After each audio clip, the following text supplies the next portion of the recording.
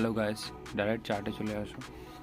তো আমি সাম অ্যারাউন্ড এই জায়গাটায় এন্টার করেছিলাম রেখে, এই জায়গাটায় এন্টার করেই আর প্রিমিয়ামে দেখাই, এই জায়গাটায় এন্টার করি এই ক্যান্ডেলে, আর এইখানে আমার এই স্টপ লস নিয়ে নেয়, স্টপ লস খেয়ে নেয় স্পাইকে।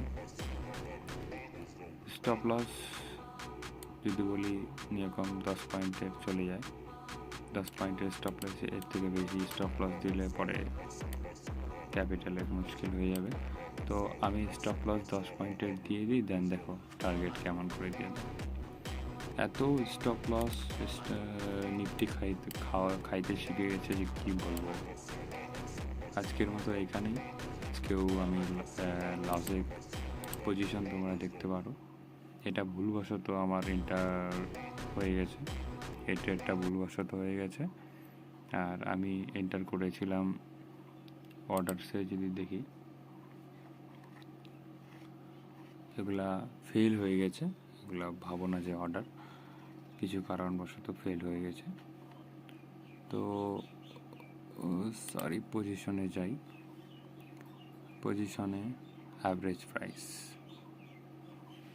এর অ্যাভারেজ প্রাইস ছিল 11.4,